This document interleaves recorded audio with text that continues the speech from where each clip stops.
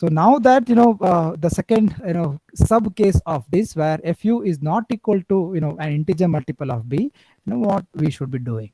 Okay, so that is today's first part of our discussion. Okay, so I'll take this second case where fu is not an integer multiple of the bandwidth b. Okay, now that I can represent this, the ratio of fu and b. If you take if you divide b by fu, obviously this is not an integer now. So if it's not an integer, it will be some some floating point number. So I can call this as some it's decimal value with some some numbers after the decimal point. So it's basically a floating point number. Okay. All right. So I can take, we can force this fu to be an integer multiple of b.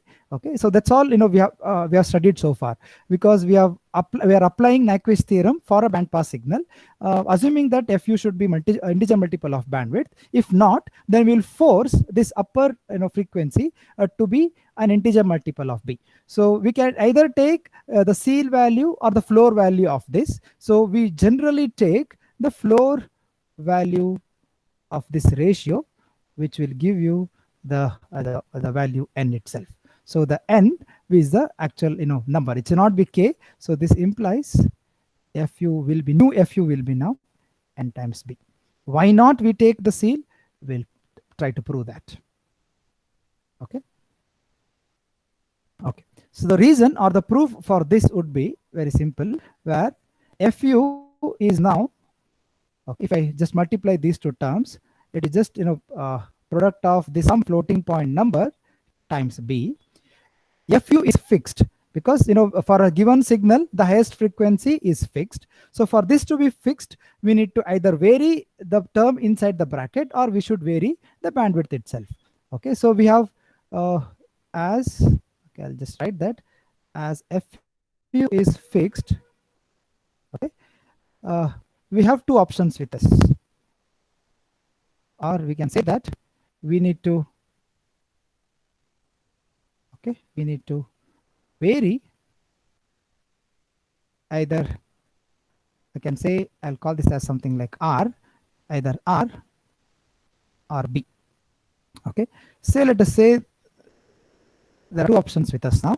So option 1 is to increase b, okay, sorry, increase the first term r, or you take the seal value of it and decrease b. Correct. If I want to increase this, say if it's around 2.5, if I want to take seal value of it, so I'll be taking 3, but in order to fix the left hand side, I need to decrease the second term of it, which is the bandwidth. So definitely decreasing the bandwidth is not recommended, because the total information content is within b. If you try to decrease bandwidth, obviously this will lose out certain information, some valid information. So definitely this is not acceptable. Okay, this is not acceptable as it causes removal of information.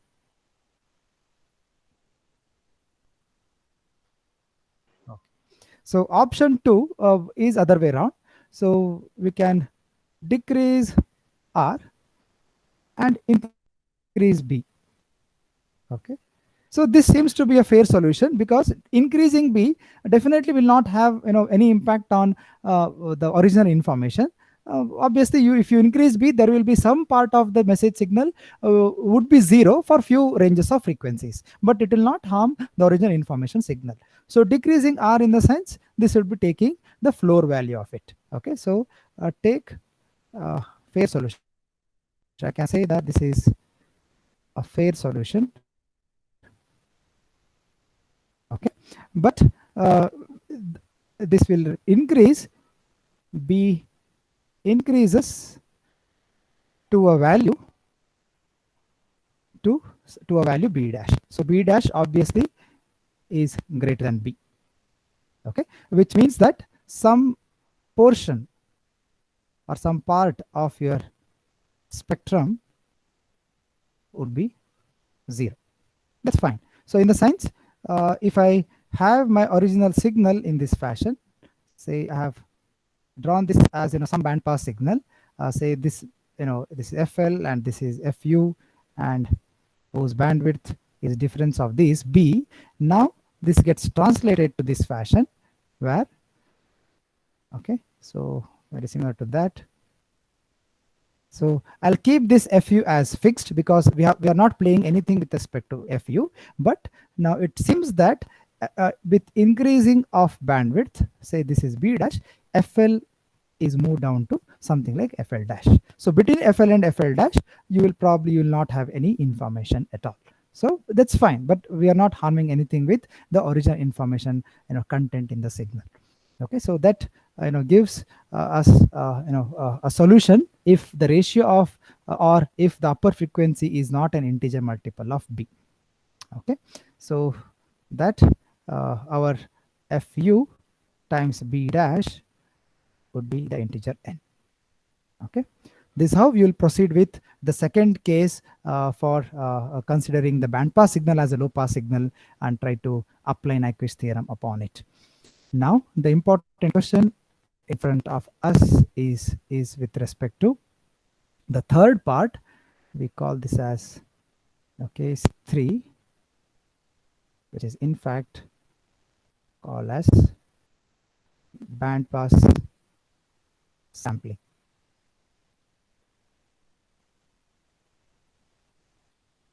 Okay, earlier I had written that the statement of this case 3 where can we have sample frequencies. Okay, the question here is, can we have sample frequencies or sampling rates, okay, between your twice of B samples per second and twice of FU samples per second.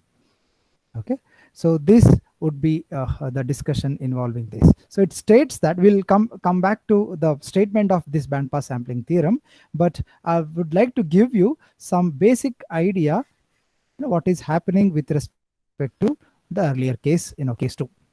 So case 2 involved this kind of kind of theoretical, the conceptual perspective. Say given a bandpass signal x of f, say I have an x of f, say b, b, b. Okay, so I'll draw some random bandpass signal, okay, which is symmetric with respect to the origin. Okay, where it occupies a bandwidth of B. Pardon me if these diagrams are not very neat. Okay, so if I say this as FU, this as FL, and its bandwidth is B. Okay, and similar to that, this is your minus FL minus FU. Of course, the bandwidth is B. Okay, so if this is your original bandpass signal, of course, this is a magnitude spectrum that we have drawn. Now, if I try to take case 2 and assuming that FU is an integer multiple of B, what would happen? Okay, so I'll take in a specific case here. I have written this case where FU you can see. So this is B, this is B. So it appears that FU is some integer multiple of B here, which I have taken as 3 times B. All right, and what is the sampling frequency according to our case 2? The sampling frequency according B. to our case 2, yes, twice of B, correct? Twice of B. Yeah, twice of B, sorry. Twice of So B samples FU per is second. 4B. FU is 4B. No, this is B, 2B. Yeah, I can take this as 3B. Okay, I'll just shift this if that's the case. That's fine. Because I want to give a clear picture about this specific case, so that other things will be clear. So I'll shift this to this part. Okay. Yeah. Now I have to shift this down as well. I can take for 4B as well. That's not fine. I'll write what would happen if I take 4B as well. Right. So this is your FU, FL. The bandwidth is B, and this is your minus FQ, sorry, minus FL, and this is your minus FU on the negative scale. All right. So I have taken a case with FU as thrice of B, and of course the sampling frequency according to case 2 should be twice of B. As I told, X S of F will be summation of, I'll write somewhere here, your X S of F, the sampled spectrum will be infinite summation of XS of F, which is a sampled version of X of F. So it is infinite summation of X of F plus or minus NFS. Right. So with that idea, I'll just take a few cases. What will happen with n is equal to 1, n is equal to 2, and so on. And I'll try to club all these shifted spectrums and try to visualize how will your sampled spectrum would look like when you apply a low pass sampling theorem to band pass signals. The first case where n is equal to 1, this would be simply X of F plus or minus Fs. If you carefully observe, now I have to shift the spectrum onto left as well as onto right to represent both F plus or minus Fs. If I shift it left, so this will shift by twice of B, because Fs being 2B here, so that I'll shift, if I shift left, so this spectrum would be sitting here. So this spectrum has moved to here. Okay, so I'll just highlight this with shade because this is my left shift. Similarly, this will move further. If this is FU, this will move further. All right. So this is my left shift version of it. Okay, and I have to translate this onto right as well. The both on the positive and the negative frequency I have to translate on the right. So this will get right shifted by amount, similar amount. So this unshaded you can think as the right shifted ones. If I right shift the negative frequency, so this height, this vertical line will be exactly sitting at 0 now. So this will come to this. Okay, so this is with respect to X of F plus or minus Fs. Similarly, if I take next one, we'll do this for 1 or 2 cases and try to conclude based on that. For X of F plus or minus 2 Fs, how would this look like? This would look like shifting the above, X of F plus or Fs for another amount of Fs, right? So I have to shift again the left and right by an amount of 2b. Okay, so this I will shift. The shaded ones will have to shift it further onto the left. Okay, so with that idea, so this will be sitting somewhere here. Okay, so this is shaded one. I'm shifting this left. And this will also move further. Okay, probably not up to the scale, but this is a left shift version of these shaded signals, and I have to right shift the other signals as well. So if I shift this right, so this will be somewhere here. Okay, and this will move away from this. I will not draw that. Okay, similarly, you can continue doing this for X of F plus or minus 3 Fs. So again, right shift, left shift, and whatever would be there in our visibility, I'll try to picturize that.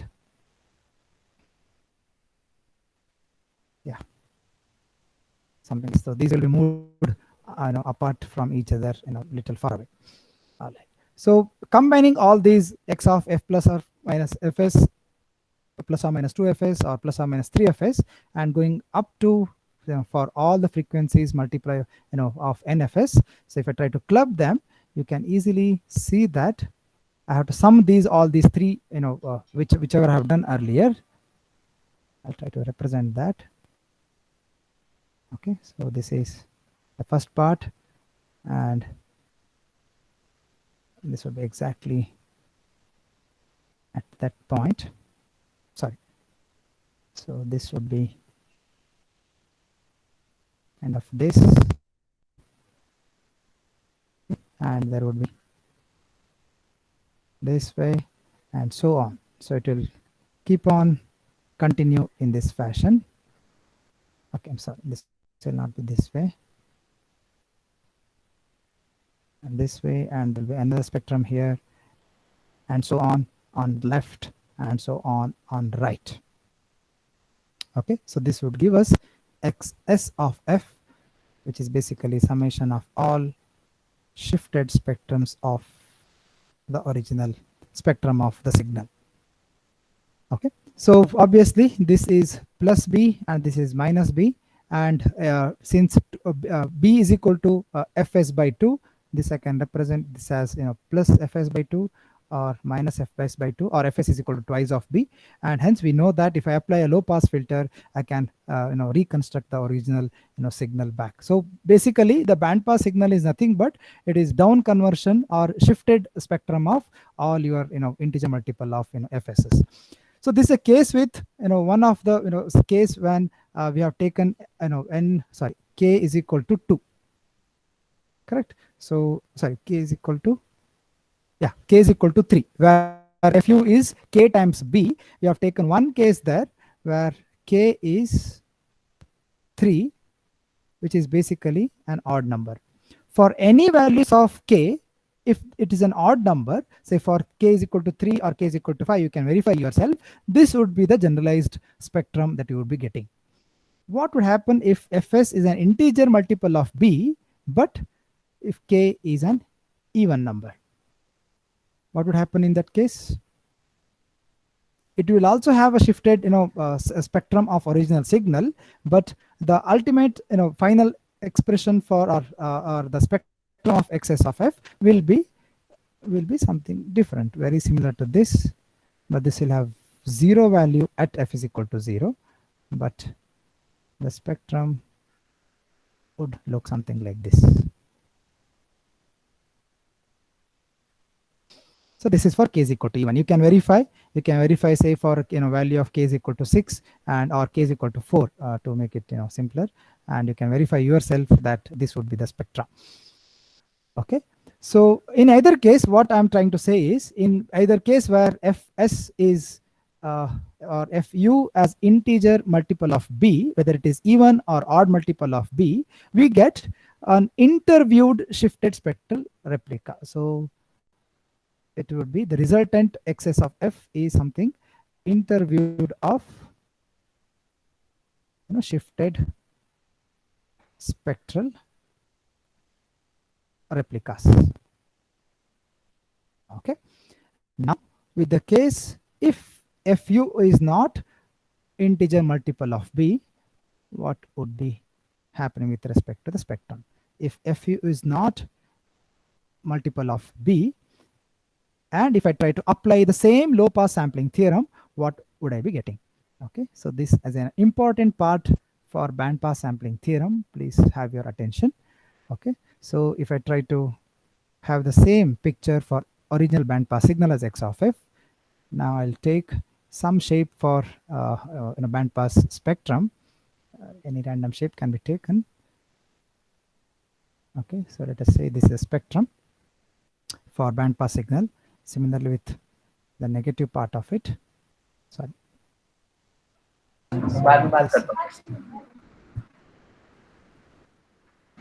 Yeah, any doubt? I think that was Keshav or somebody. I'm not sure.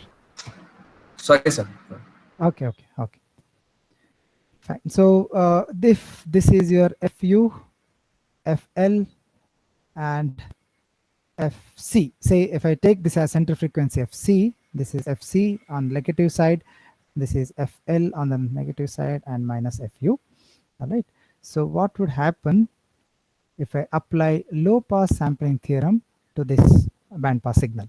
Xs of f, obviously, as we have demonstrated right now, would be the interviewed structure of all the shifted replicas of this x of f. Okay, so the original spectrum would be lying here. Okay, the original spectrum would be lying here. So this is the original spectrum, which is lying, situating at between fl and fu.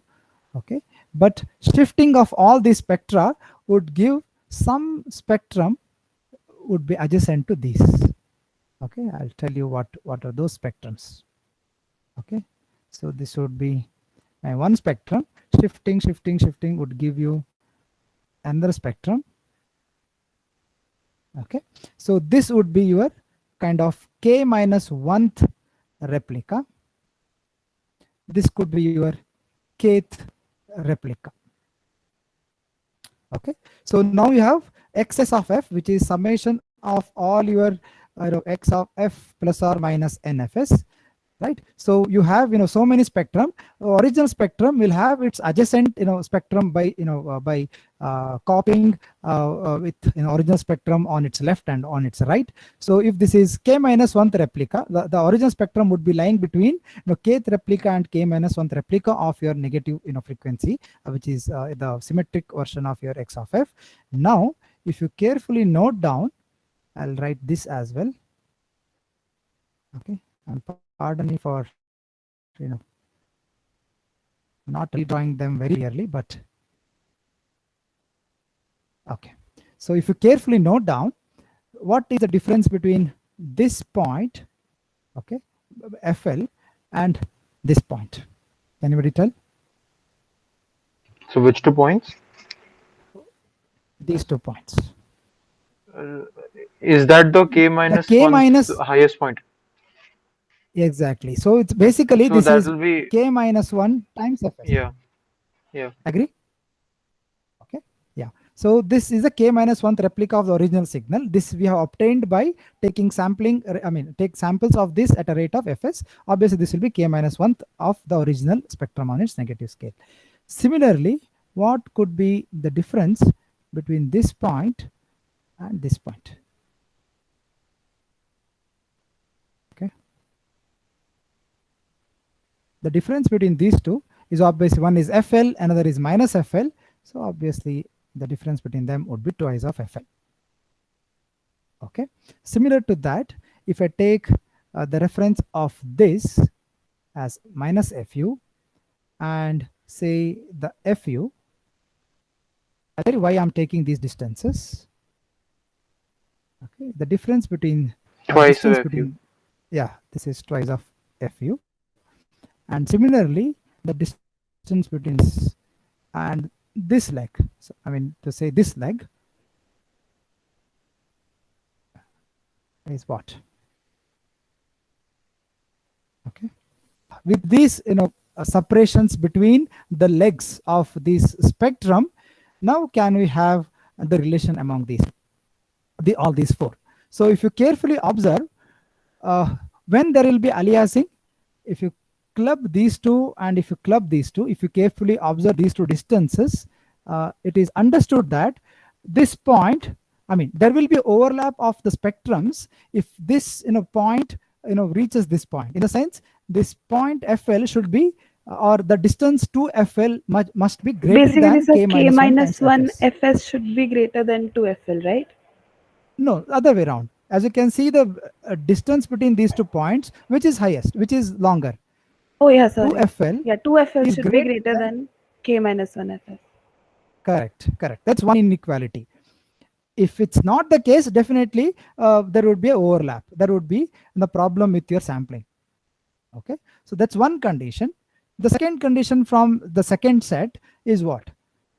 K times Fs should be greater than or equal to 2F. 2FU.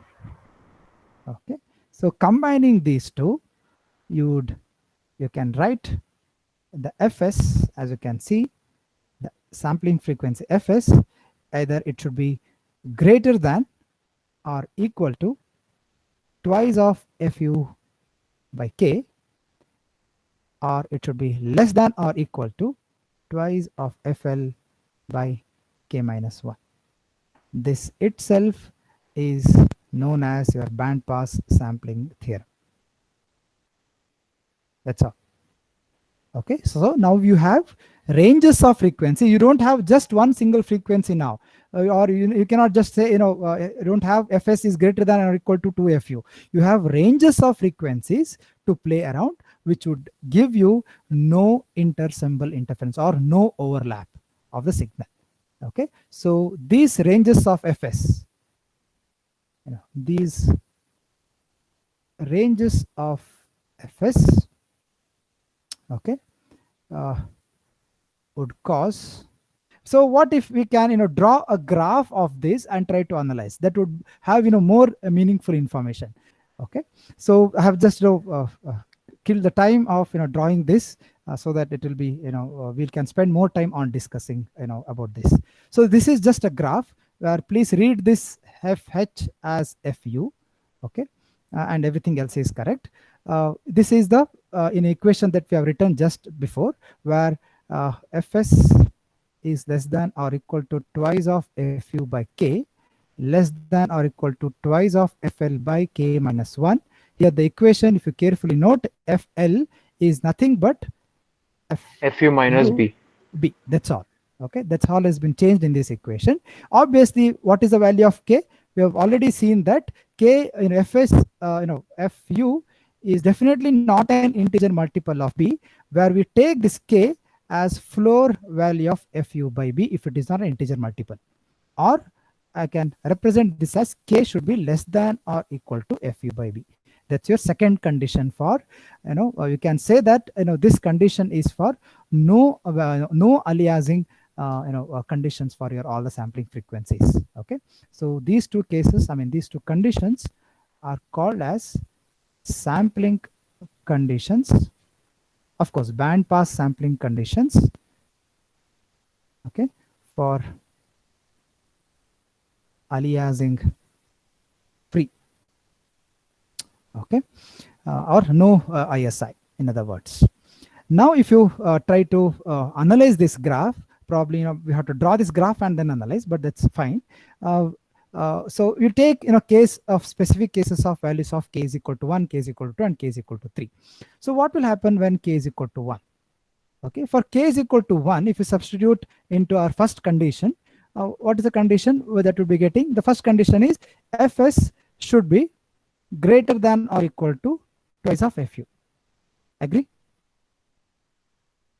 Yes, sir. So on the right hand side, it is infinity. So obviously Fs can range from twice of Fu to up to infinity for K is equal to 1. So that is the line where Fs is equal to Fu in the sense. So these x and y axis, if you note down, these are normalized with respect to B.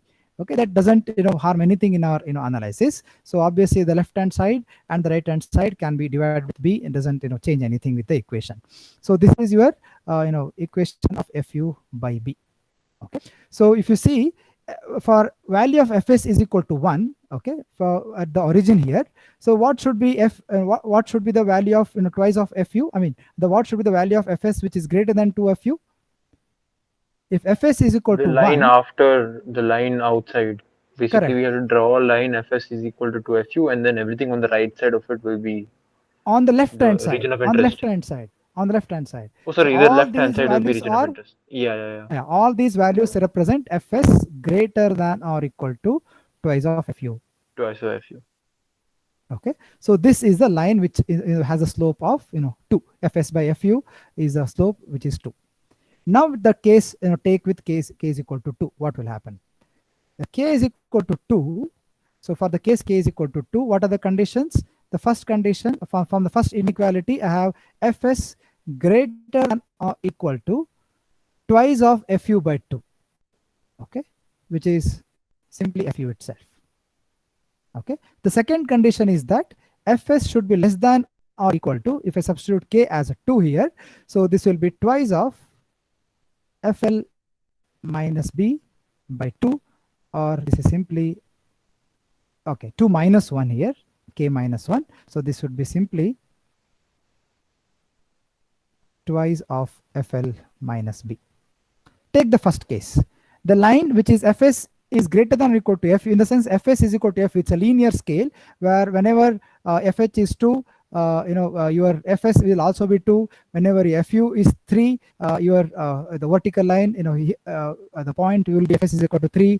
When this is 4, this will also be 4. So the linear line which is actually joining here will represent Fs is equal to Fu. This has to be corrected as twice of Fu minus B. That's correct. Okay, so this is the line which represents the first condition, Fs should be greater than or equal to Fu. So all the points for K is equal to 2 on its left represented by Fs greater than or equal to Fu. So the second condition, which is Fs less than or equal to 2 times of Fu minus B, this is the line which represents that condition, which is Fs, is a line Fs is twice of fu minus b. Okay, you can verify that. Just note the regions which are highlighted in gray. So these are the fs values which should not be taken for the sampling rate. If you choose any value, say whether it would be k is equal to 1 or k is equal to, say for k is equal to 2, if you choose any value in this region as an operating point for fs, definitely that would cause an aliasing, or the adjacent samples would interact with each other. Okay, so similarly, you can extend this theory for any other value of k and try to find out what could be my operating point for fs. So far, we have discussed, as I spoke, about bandpass sampling. The first method about when we receive bandpass signals at the receiver. Now we have two options with us: to extract baseband signal or to sample bandpass signal. Okay, the first method, okay, methods for bandpass sampling, we have options with us. So the first option that we did, treating bandpass signal,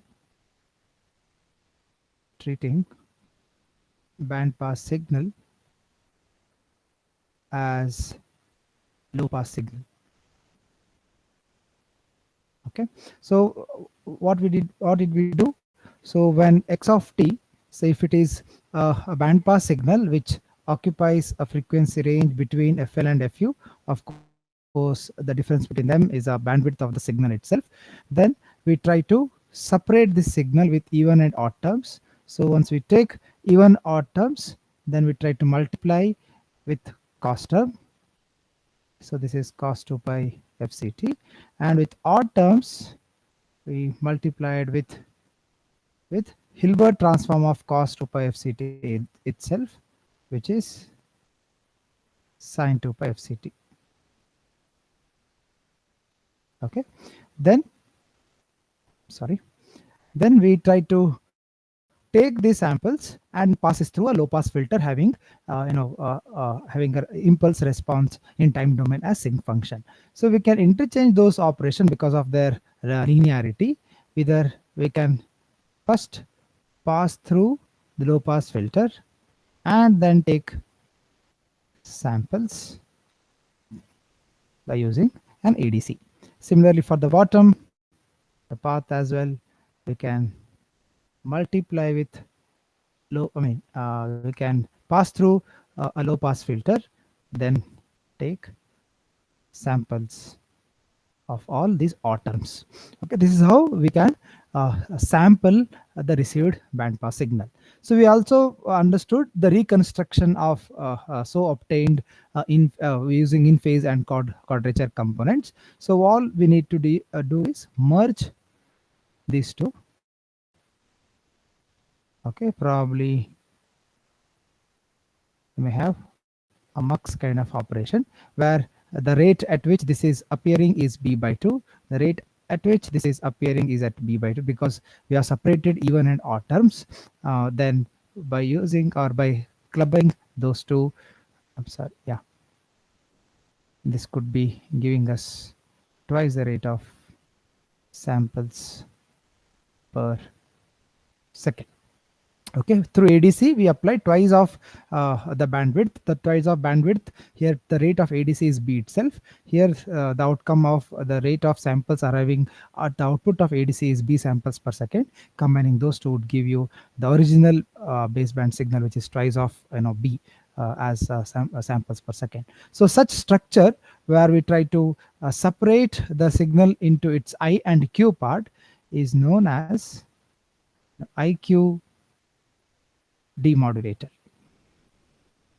Okay, so in phase and quadrature components are separated out and try to reconstruct original baseband signal using in phase and quadrature components is known as IQ demodulator. This process seems to be very obvious based on our application of low pass sampling theorem on bandpass signal. Of course, this will work. We have seen that, right? Mathematically or analytically, we have tried to analyze what would happen in this case. Although this method seems to be pretty straightforward and probably logical, for bandpass sampling process, but it has got several drawbacks. Okay, I list down these drawbacks of IQ-DMOD. So these are the technique used mostly in recent times, but due to certain constraints, these IQ demodulator process is not preferred because of several advantages.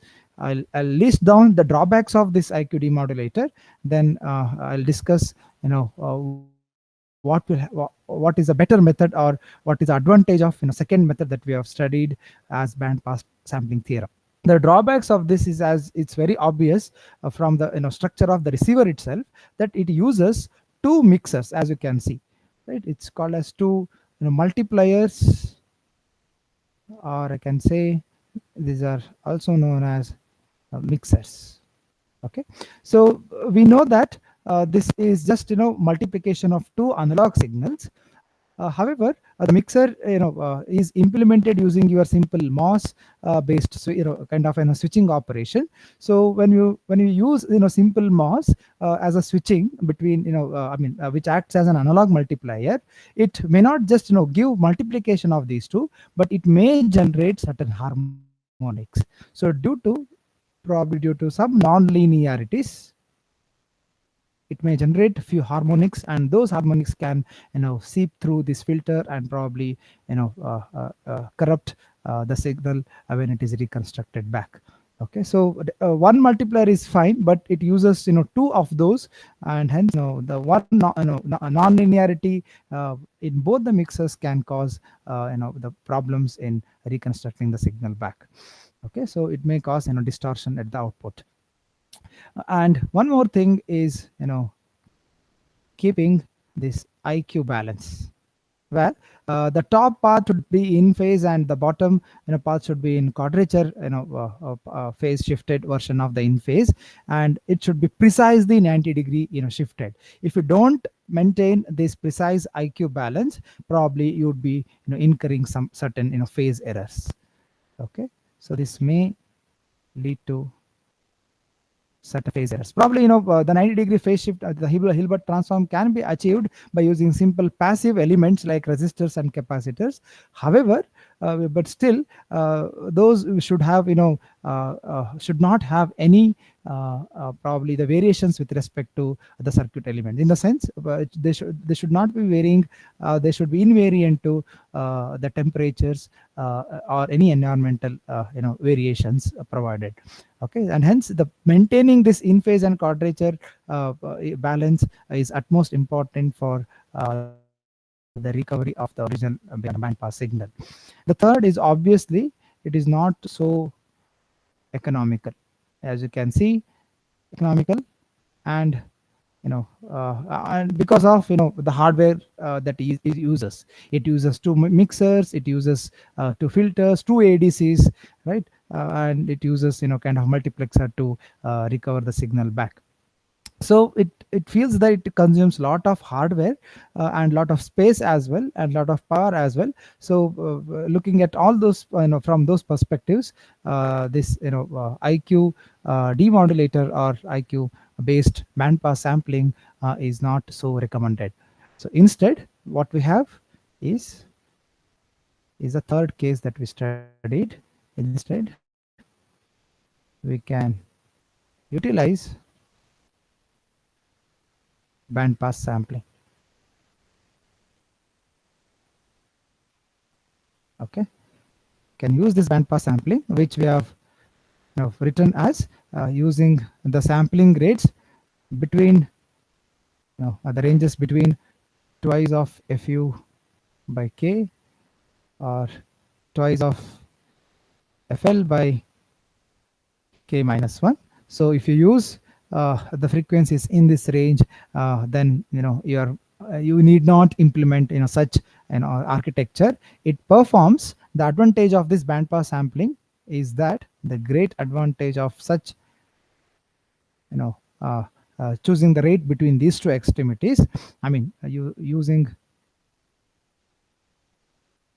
a suitable k, of course, okay, where k that we have seen is floor of fu by b, or you can say that in general